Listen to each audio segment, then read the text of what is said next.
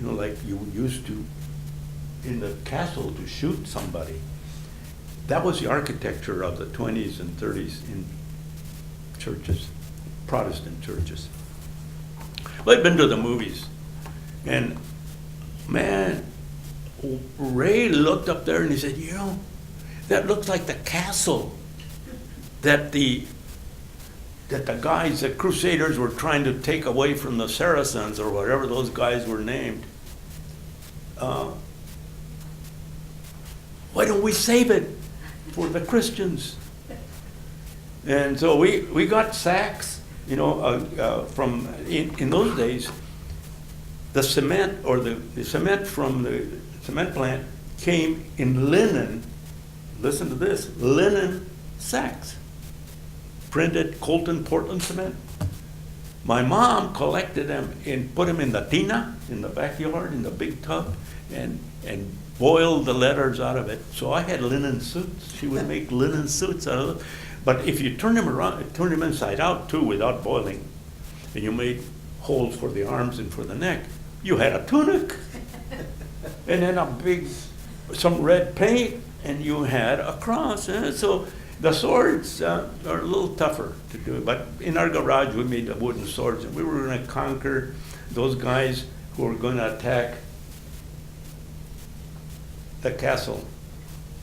And it was a Saturday, so they probably wouldn't be there anyway. So anyway, the story goes on. It has a little bit of humor in it.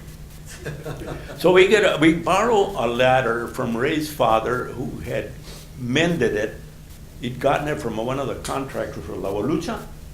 It had bad rungs, but he had fixed it. And so it was only about a block away. So we dragged the ladder over and put it on the side of the church that was away from too much traffic.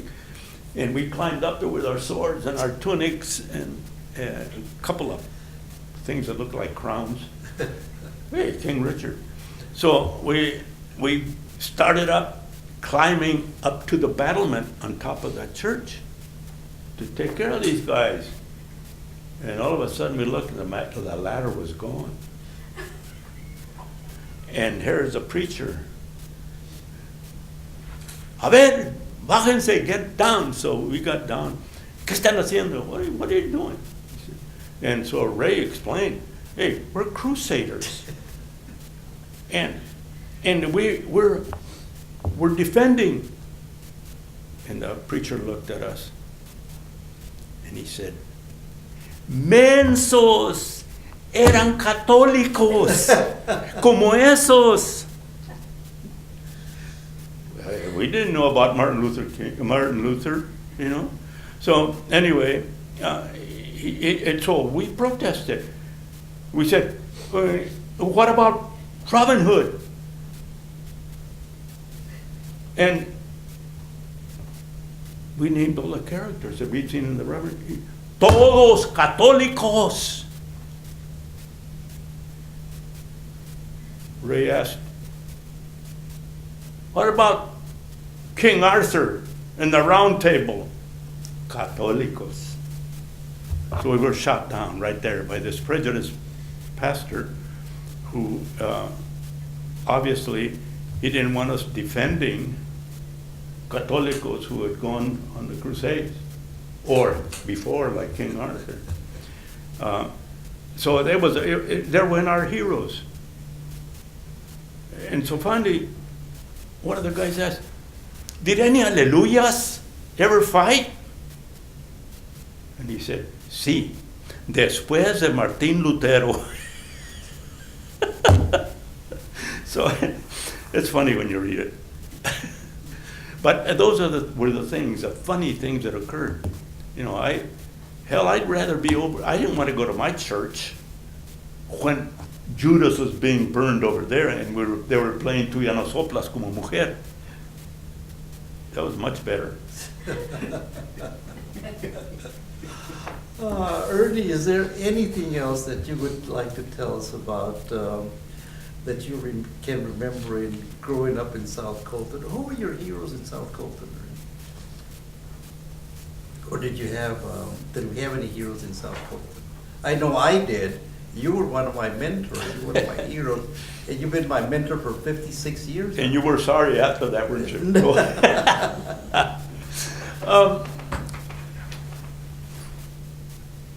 Ray Abril Sr., by far, with not even anybody else close. Even, I would say that probably Ray Sr. influenced me more in so many ways than my father had time to do so.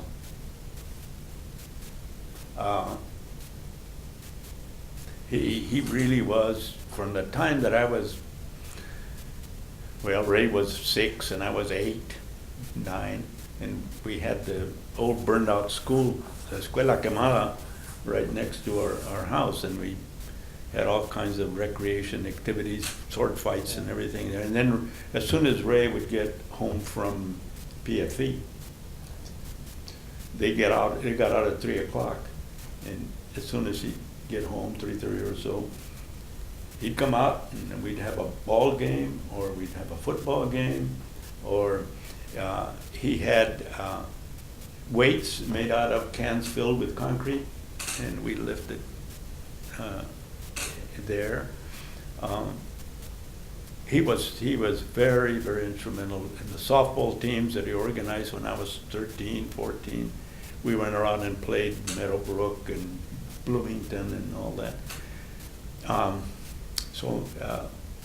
And one of the pastors at the church was very influential also because of his social awareness and the needs of people, and much more giving than the one I mentioned just a while ago. He knew how to bake cornbread. I don't know where he'd learned. He was from Los Angeles, had a wife, no kids. And during the Depression, people would go get food from the food bank on J Street, and they got beans, rice were the main ones. Shirts, the WPA shirts were all striped red, white, red and white and blue with all kinds of designs. Kids would get those.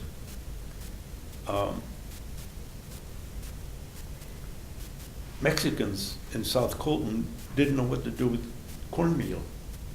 You can't make tamales. You can make tortillas out of it. So sometimes people wouldn't take it, or they would bring it home, and sometimes it would be put out in the alley. If it was put out in the alley, I always collected, because I had a chicken business too. I was gonna say chicken. Yeah, I had a chicken business, and that's what they ate, because people would give, and people would ask me, well, I said, like one lady, she had 2 bags, 5-pound bags of cornmeal one time, and I got it, and she gave it to me, and she said, what do you do with it? ¿Qué haces con esto? I said, oh, there's a gabacha lady in Bloomington who knows how to do a lot of things, so I take it to her. That was a big lie, I fed it to my chickens. Yeah. Anyway, this pastor at the Baptist church there in South Colton, knew how to bake cornbread. And he knew how to take the milk, powdered milk that they also gave, which people didn't know what to do with. It didn't taste really good, but he would fix that milk and add just a little bit of cinnamon or vanilla. And of course it tasted real good, and if it was kept on ice, we didn't have a refrigerator in the church or in the home. We had the ice box and put it on top of that. But he baked cornbread, and the whole area around there, just, you could smell that cornbread. And that brought a lot of the kids over to do woodworking and all kinds of things there. But he was one of my heroes too, because he settled my stomach. Ernie, thank you very much for this interview this morning. Thoroughly enjoy that, and again, what can I say? You've been my mentor for 57 58 years, 56 years now. And I am delighted you're here with us this morning, and thank you so much. Thank you, Tom. Thank you. And I enjoyed it, although a little disjointed because I tend to go off on things. But in those early years, you probably would thought, no, this is not a mentor. This is a nagging son of a gun, right? Every week. Thank you. Friday night. Thank you very much. Thank you, Ernie.